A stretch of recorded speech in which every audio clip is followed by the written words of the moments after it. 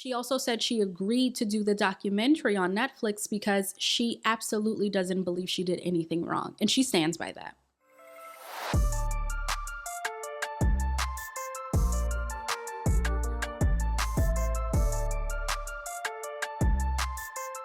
Hello, hello, hello, and welcome back to Rhetoric with Shakia. I'm Shakia, and in this episode, we are going to talk about Tell Them You Love Me, which is a documentary on Netflix. I believe it first aired in 2023. I'm just now watching it. I wanted to watch it early on, but I didn't get a chance to.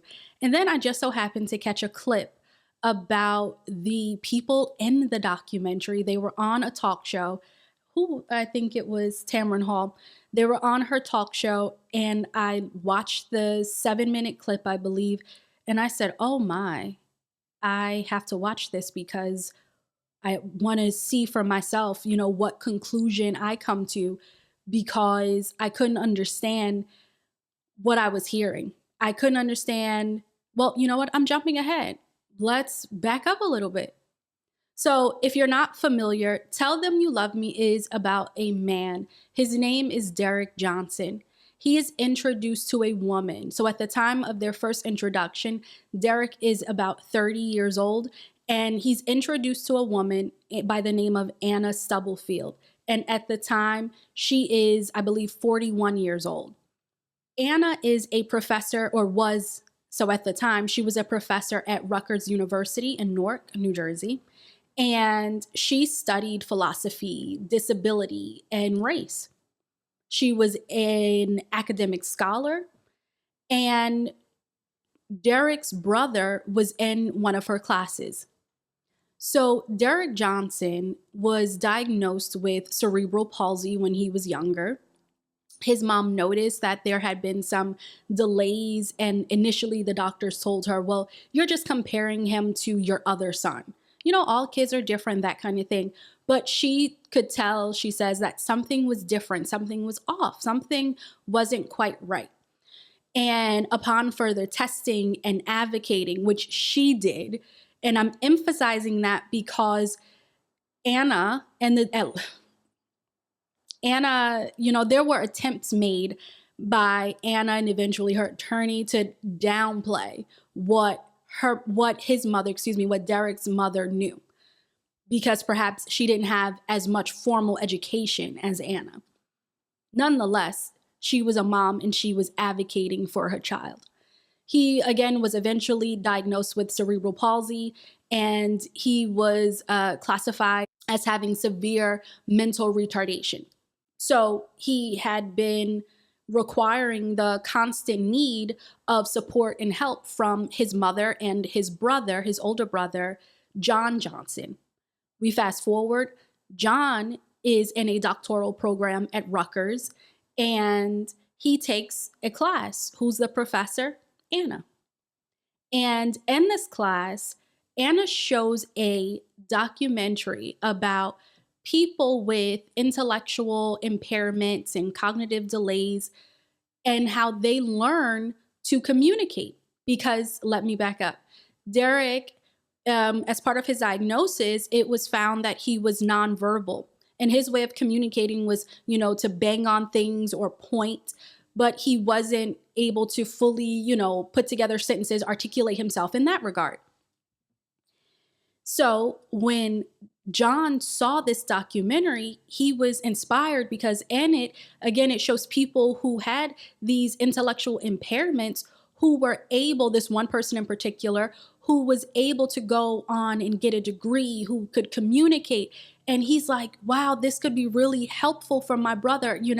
Perhaps there's something going on internally or that he may not be able to communicate. But now what if we use this technique called facilitated communication and he's able to communicate? So of course, he was excited about this. In the documentary, they being John and his mom, Daisy, they talk about how when they were younger, the two boys, Derek and John, when they were younger, they were really close. It sounded as if John he looked after his brother, and he said anywhere he went, so did Derek.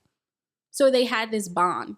So, of course, he would be excited to have a way to maybe communicate more effectively with his brother, or have his brother be able to communicate more effectively with him and other people. And he talks to Anna about this. And Anna says, well, the closest facility is in Syracuse and it's too expensive. Now, let me back up, because when the documentary first begins, we see B-roll of Derek and Daisy's house, the outside of the house, and it says Irvington, New Jersey. And then we see B-roll of Anna's house, and it has West Orange. Now, if you're from Jersey, you are familiar, well, you may be familiar with those areas, which are different. The way that they're discussed are different. The way that they're viewed, it's different. And so Irvington would be considered an inner city, and West Orange is considered a suburb. And there are parts of West Orange that have these beautiful big homes. We see a modest home now, the home of Anna's, but there are parts of West Orange that are just beautiful homes. And typically speaking, when we think of Irvington, that's not what we think of. So we are already seeing certain differences. However, I also want to, because I don't want to pretend to paint any type of picture, I want to acknowledge that Daisy Johnson, the mom of Derek and John, she states that she was a single parent. Once Derek was born, their dad left. She said he took the high road and he left, and that was it. He didn't come back. And she raised her two boys on her own. And she did, it sounds like, the best she could, but I mean, also pretty darn well. One of her kids went on and got his doctorate. So anyway, I just thought it was really interesting to see, I guess, the juxtaposition between, people who were from one area and then someone else who was from a different area. The documentary essentially explores, was it love or was it predatory behavior between Derek and Anna?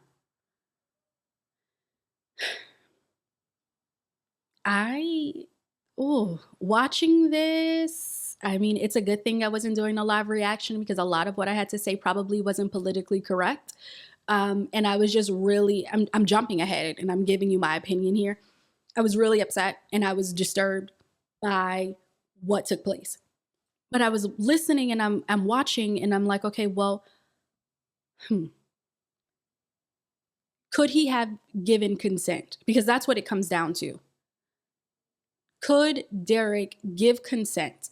So give consent for what? Because I'm jumping ahead if you're not familiar with the story. So once Anna tells John that the nearest facility to teach facilitated communication, which is an assisted form of communicating, is in Syracuse and it would be too expensive, she offers her services. And this is, I believe, in 2009. And she says, I can come by, I can assess, we can see what's going on. And so she does. And fast forward, she goes, oh, he's a quick study. He's a fast learner. And she eventually starts referring to him as the man, because she said she was working with him one day and asked, what do you want to be called? Because we've all been calling you Derek, because that's his name, but we've all been calling you Derek. What do you want to be called? And she said that he typed on the keyboard that they were using, demand, or D-M-A-N. And she asked Daisy, his mom, well, do you know what this is? And she said, oh, when he was in a class, one of his favorite teachers called him D-man. So Anna calls him Demand. And she says, this is, I'm paraphrasing here, but this is part of, giving him a voice. He can choose his name. Okay, yeah. And the more we watch, and Anna talks about the conversations that they have and how she helped him to essentially become proficient in this assisted form of communication where, let me back up. If you're not familiar, facilitated communication, the facilitator or the person who's assisting holds the other person's hand, and they point the person who's working to communicate point to the letters on a keyboard. And the one she was using, it saves all of the conversations. And she goes, this is great. Initially, he was having a hard time putting sentences together. He was having a hard time spelling. But as time went on, he could put sentences together, and they would have these really in-depth conversations. And she grew to really see him, really see him. Because she said, if you are a caregiver to somebody, referencing, I believe, Derek's mom, if you are a caregiver, you don't really see them and what they want. You just go based off of what you think they want and what you think they need. But now he has a voice. And most of Derek's writings were about now having a voice and no longer being confined in his body and no longer being silenced. And then Anna just continued to try and interject herself in the way that Daisy would do things. One day they show in a documentary, Daisy says she was cutting up chicken for Derek, and Anna said, "Oh, what are you doing?" And Daisy said, "What are you talking about?" And Anna's like, "He's a vegetarian. He's not going to eat that." And Daisy said, "Well, I didn't get the memo." Because now she had been making his food all this time. So she was doing what she was used to doing, and he had been eating the food. There was another incident where they were riding in the car going to a conference, because at this point now they being Anna, but the family was going along with it. They were hopeful that this technique was actually working and that what was being written, what was being communicated was actually Derek's words. So he's on kind of a speaking circuit, and they were taking him to a conference, and Daisy was playing gospel music. This is a family who goes to church. They listen to gospel music, and Anna turned to a classical station and said, "He prefers this." And Daisy is like, "Do not interrupt my gospel," and put the gospel music back on. But why does he? Is it that we think classical is better? Is there a bias that's there? That's something to think about. So keep in mind, John, again, Derek's brother, said that it seemed as if Derek enjoyed gospel music. When they would be in church, he would start to kind of move around a bit more, becoming more excited when he listened to certain songs. Okay, now we're going to fast forward. Their relationship changes. They have more physical contact with each other, they being Anna and Derek. And one day when she, I believe, was supposed to take him to see a movie about FC, about facilitated communication, Daisy went to church and no one else was in the home. And this is after they've already allegedly exchanged "I love yous" with one another. She said eventually she just had to tell him, "I love you." And he typed, "I love you too." Keep in mind, she was married at the time. She said her marriage wasn't terrific, but she wasn't actively looking for another partner. But the more she would converse with Derek and the more they would talk about, books and stories and ideas, she fell in love with him. I was reading an article, and in the article, she is referenced or cited as saying that she looked at the two of them as intellectual equals.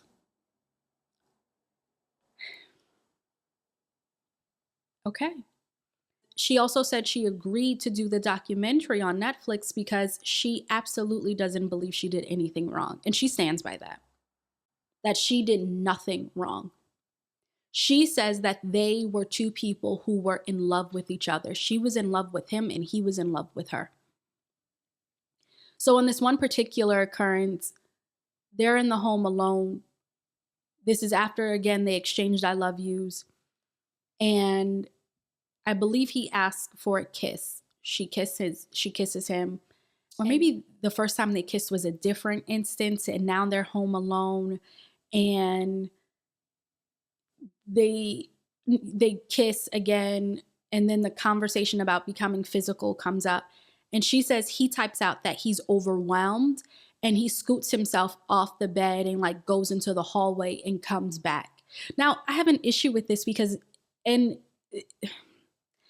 his diagnosis, like when he was diagnosed, they discussed his mobility.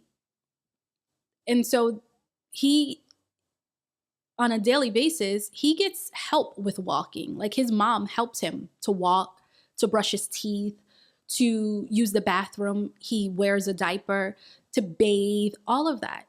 He receives help. And so now she says he was able to get himself off the bed and go into the hallway and then come back. And upon his return, he tells her, take off your shirt.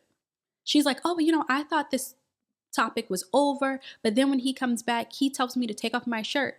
And so I did. And then he tells me to take off and start revealing the different pieces of clothing she says he told her to take off. And she was like, I did. And it was him taking control. And I really like that. And then, she lets us know that they engaged in sexual contact. And one of the posts I read, which was on facilitatedcommunication.org, they have several posts about the timeline of the documentary and facilitated communication. One of the posts I read mentioned how she, and I apologize if this is too graphic, I'm trying not to be too graphic. Well, I'm not going to give my opinion just yet. And one of the posts I read on facilitatedcommunication.org, it cites that Anna says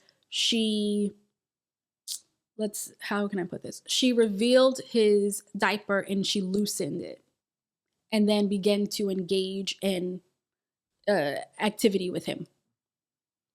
She admits to engaging in sexual activity with him at her office on different occasions. She had a mat that she would put down. She would use that mat, I believe, at his home too. And she willingly admits to having contact with him, sexual contact with him. The family finds out because one day, so she says to him, I don't know how your family is going to respond to this. I don't know if we should say anything. And he says, oh, they'll be fine. And she goes, well, they could keep you away from me. They could put you in a facility. They could keep us apart. No, and she says that he wrote, my family would never do that. She says one day they're I believe in the kitchen at the table. And she said, oh, D-Man, because that's what she called him, or D-Man, which is Derek, wanted to tell the family that they were in love. And so she said that, we're in love. We have had sexual contact with each other.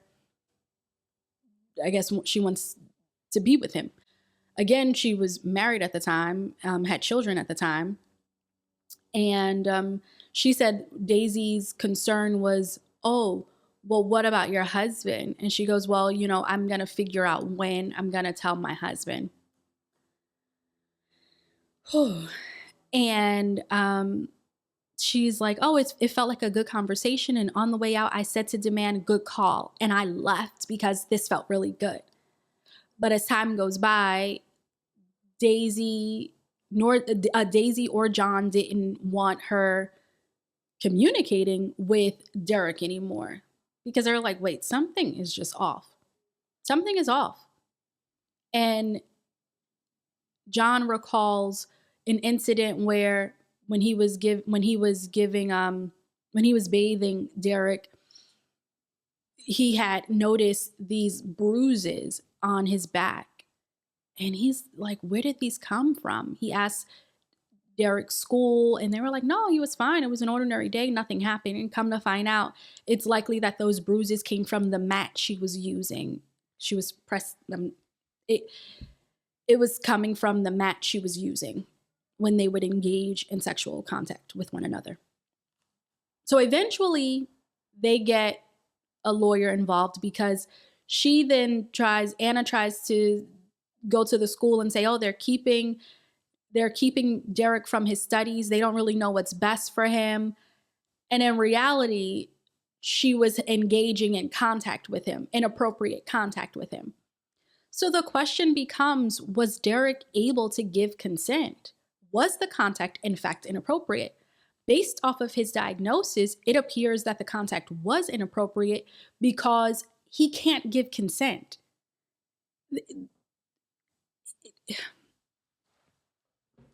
You know what really got me was listening to her tell the story with such glee and smiling and essentially recalling this as a form of nostalgia.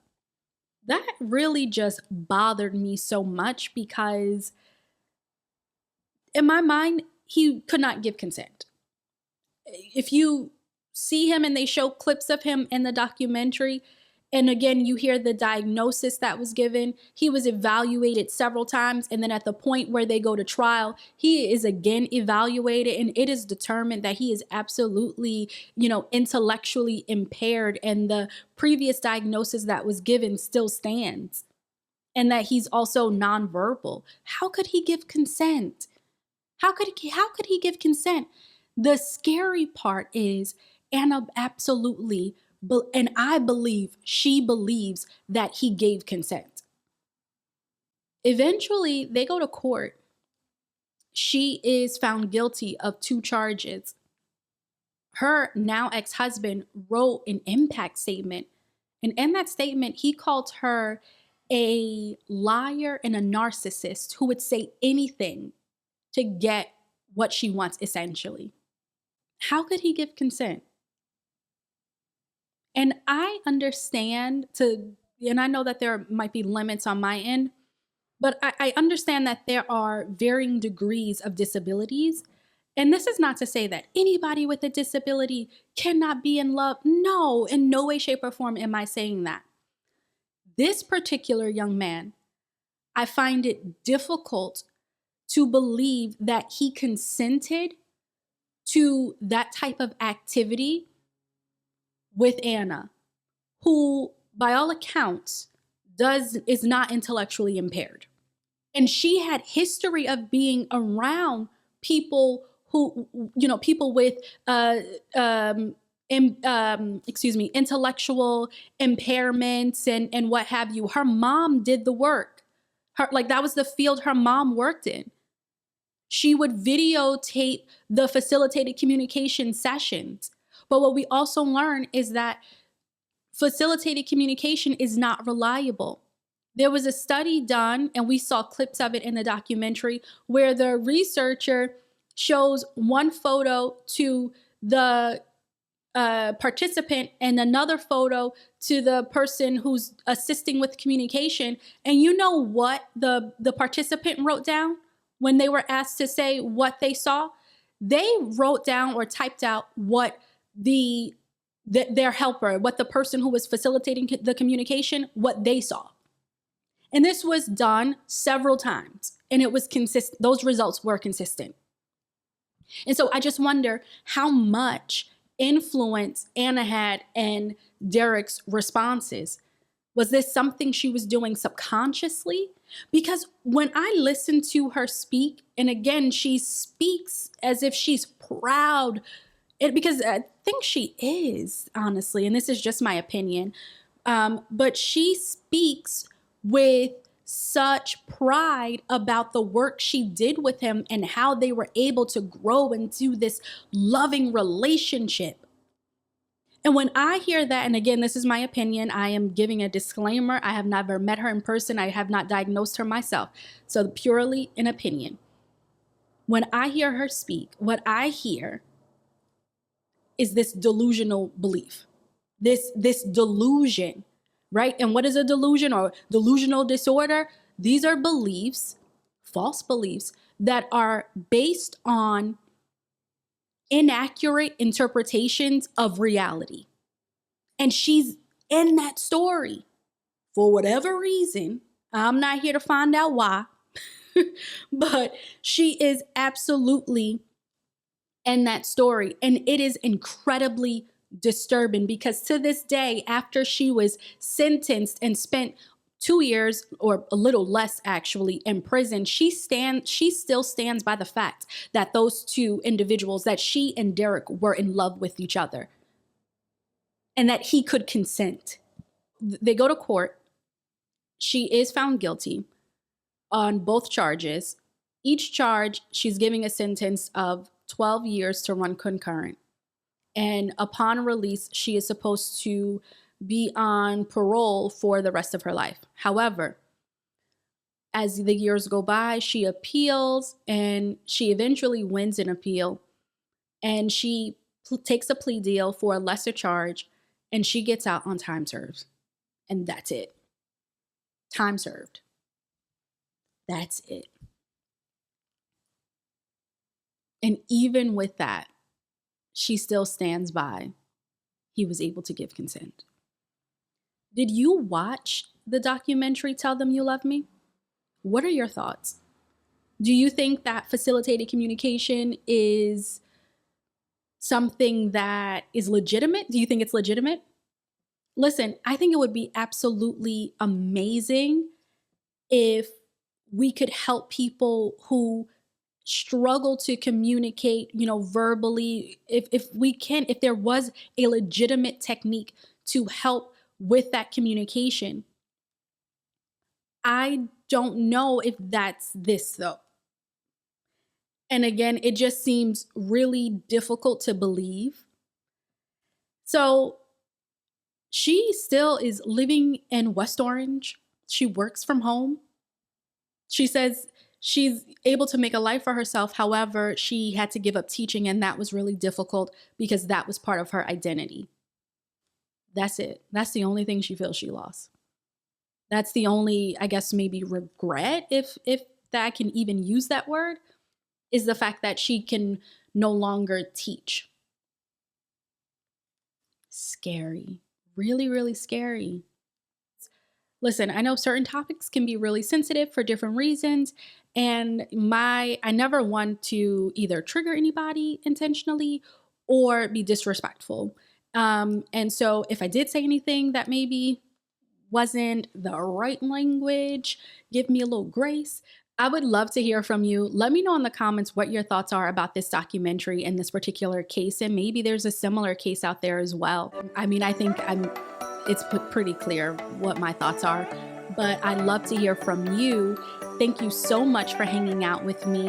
I hope that you come back for the next one, but until then, bye for now.